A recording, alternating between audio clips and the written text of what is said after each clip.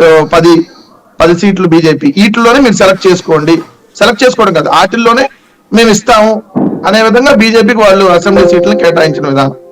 Same parliament సీట్లు కూడా అది ఒకందుకు భారతీయ జనతా పార్టీ పార్లమెంట్ సీట్లో సక్సెస్ అయినట్టే. ఎందుకంటే 25 పార్లమెంట్ ఉంటే పోయినసారి ఒక్క parliament seat గెలవనటువంటి Bharatiya Janata party 0.8% voting వచ్చినటువంటి భారతీయ జనతా పార్టీకి 6 పార్లమెంట్ సీట్లు వాళ్ళు తీసుకోగలిగారు. కానీ 6 కూడా చంద్రబాబు నాయుడు ఇచ్చినటువంటి సీట్లే, వీళ్ళు కోరినటువంటి సీట్లు కాదు. ఎందుకంటే మీ అందరికీ తెలుసు, మీడియాలో నాకంటే ఎక్కువ మీకు అందరి నుంచి వస్తాయి. వాళ్ళు విశాఖపట్నం అడిగారు, అదేవిధంగా రాజంపేట అడిగారు, విజయవాడ అడిగారు, ఇంకా అనేక ఏలూరు అడిగారు. ఏలూరు శ్రీనాథ్ చౌదరికి అన్న అడిగితే వాళ్ళు ఏలూరు ఆల్రెడీ చంద్రబాబు నాయుడు గారు అనౌన్స్ చేశాడు. అదేవిధంగా మీరు అన్నట్టు విశాఖపట్నం అనౌన్స్ చేశాడు. అదేవిధంగా వాళ్ళు అడుగుతున్నటువంటి విజయవాడ అనౌన్స్ చేశాడు.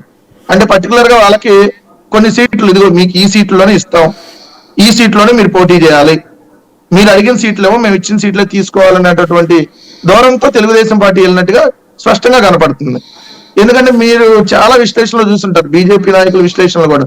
చంద్రబాబు నాయుడు ధృతరాష్ట్ర కౌగిలి, చంద్రబాబు నాయుడుతో వెళ్ళినటువంటి ఏ రాజకీయ పార్టీ కూడా బతికి బట్టకట్టినటువంటి దాఖలాలు లేవు, ఖచ్చితంగా వాడుకొని వదిలేస్తాడని. ఇక్కడ ఏదో సీట్లు మొక్కుబడిగా అయితే 6 పార్లమెంట్ ఇచ్చారు, కానీ 6లో కూడా అరకు పార్లమెంట్ లో ఒక్క అసెంబ్లీ అన్న బీజేపీ పార్టీకి పట్టుమని 10,000 ఓటింగ్ పైన ఉంటుందా సాయి గారు? అరకు పార్లమెంట్ అంట, విజయనగరం అంట, అదే విధంగా మీరు చూస్తే ఇప్పుడు ఏదో రాజమండ్రి. సో పర్టికులర్ గా కొన్ని సెలెక్ట్ చేసి వాళ్ళ క్యాండిడేట్లు లేని దగ్గర, అది కూడా కొన్నిట్లో సీఎం రమేష్, కొత్తపల్లి గీత, వీళ్ళందరూ తెలుగుదేశంకి అసోసియేట్ గా ఉన్నటువంటి వాళ్ళు, వాళ్ళందరినీ అభ్యర్థులు. నరసాపురం అయితే ఇప్పటికీ రఘురామకృష్ణరాజు అని చెప్పి ఆయన చెప్పుకుంటున్నాడు. అదేవిధంగా కాదనేమో రవికిరణ్ గారు ఇందాక మాటల్లో అర్థమైంది. So mostly Chandrababu Naidu fix చేసిన క్యాండిడేట్లు ఈ 6గురిలో ఉంటారు. అంటే ఏంటి, పొత్తులో భారతీయ జనతా పార్టీ ఫిక్స్ చేసినటువంటి సీట్లు కాకుండా చంద్రబాబు నాయుడు చెప్పినటువంటి సీట్లు వాళ్ళు పోటీ చేసేటట్టుగా చంద్రబాబు నాయుడు గారు ఒక పక్కా వ్యూహంతో ఈ పొలిటికల్ పొత్తులు నడుపుతున్నాడు. ఈవెన్ జనసేనకు సంబంధించి కూడా. ఎందుకంటే మీకు తెలుసు, భీమవరం అసెంబ్లీకి ఎవరు పోటీ చేస్తున్నారు సార్? తెలుగుదేశం క్యాండిడేట్ భీమవరం అసెంబ్లీకి ఆయన కండవా కప్పుకుంటాడు, తెలుగుదేశం ఒక విమర్శ చేయడు, ఈనాడు పంపించి పోటీ చేస్తాడు. ఇక్కడ ఖాళీ లేదు, నువ్వు వెళ్ళమంటాడు ఎవరిని?